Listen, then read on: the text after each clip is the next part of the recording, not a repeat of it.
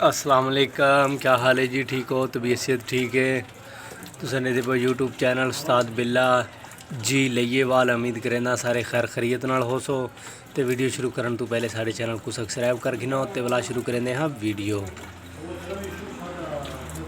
ये जी इंदा वैपरां दा पैप चालू करेंदा पे उस्ताद।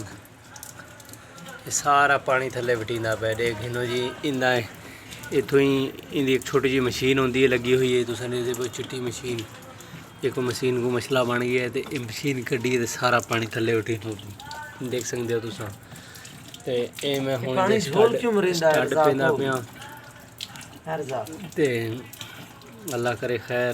मैं क्या आदा पानी झोल क्यों मरिंदा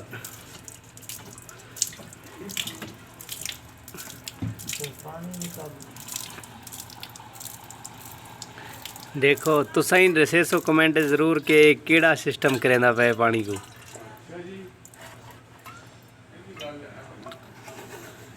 मुक गया हुण तो पानी खत्म थी गया।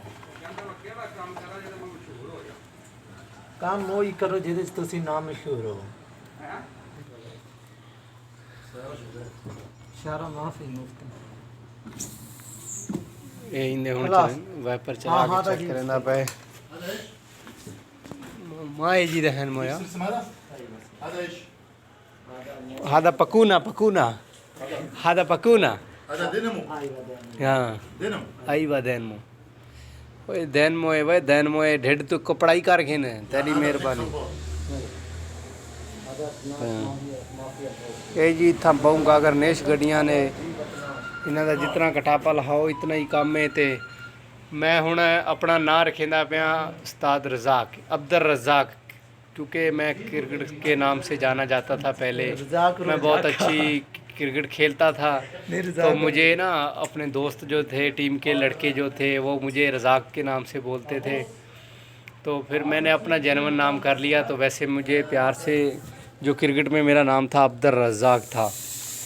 तो इतना ये जी इंदा डीजल लीक है, इतने इंदा मोबाइल लीक है, गड्डी थकी वधी है। तो इतना ही करेंदे हाँ वीडियो का एंड। ओके अल्लाह हाफिज़।